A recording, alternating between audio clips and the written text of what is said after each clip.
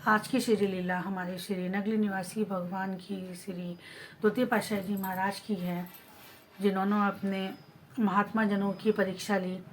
आइए सुनते हैं कैसी श्री लीला श्री द्वितीय पातशाही जी महाराज की। एक समय की बात है, महाराज जी ने परीक्षा के लिए एक दिन जो उनके पास महात्मा जन थे, सभी को प्रभु जी ने फरमाया कि खजाने में पैसा नहीं है और लंगर का खर्च दिन ब दिन बढ़ता जा रहा है। लंगर का काम पूरा करने के लिए महाराज जी ने फरमाया कि हम किसी सेवक को बेचना चाहते हैं। जिसको बिकना हो वो अपना हाथ ऊंचा कर ले।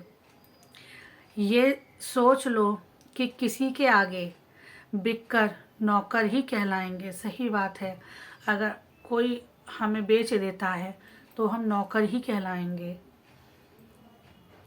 उसकी हर तरीके से सेवा करनी पड़ेगी। हम कर सके हाथ उठाए।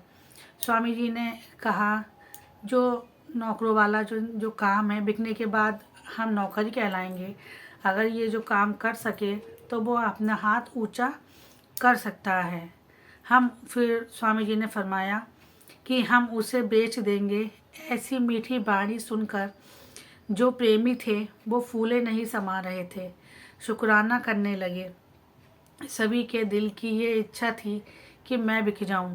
सही बात है, ऐसे परमार्थ के कार्य के लिए कौन पीछे हटेगा।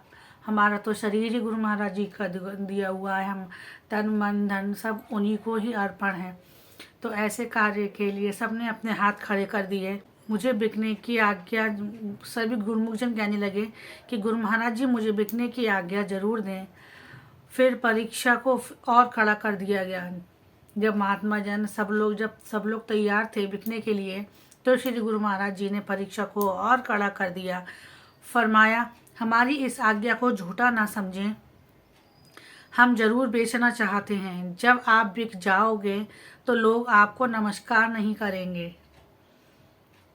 नौकर के रूप में सब कहेंगे, देखो भाई, पैसों के लिए अपना साधु शरीर भी त्याग दिया।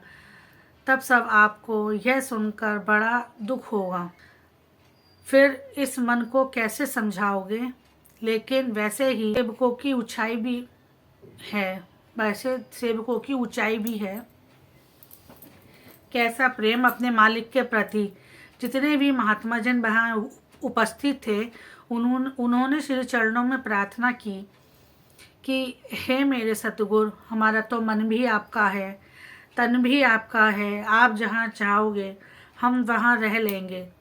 यदि मन धोखा देने लगेगा उसकी बात नहीं मानेंगे। महात्मा जी ने विनय की।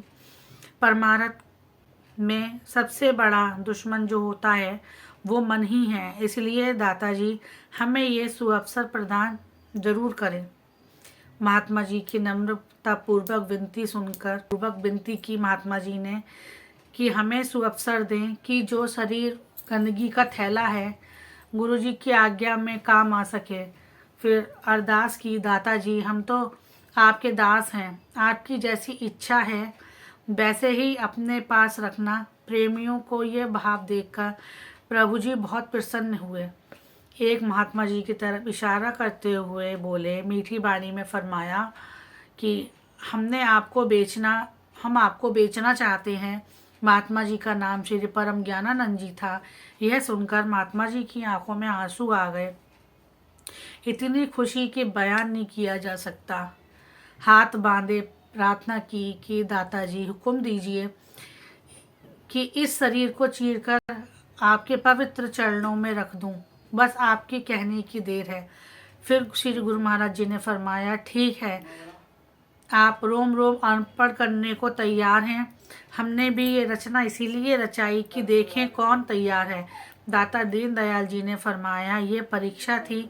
गुरुमुखों को हम बेचना नहीं चाहते और मनमुख जो हैं वो तैयार नहीं हैं। आप गुरुमुखों का तो हम बाल भी लाख रुपए में ना दें, वही रूप होते हैं। बोलो जयकारा, बोल मेरे श्री गुरु महाराज की जय।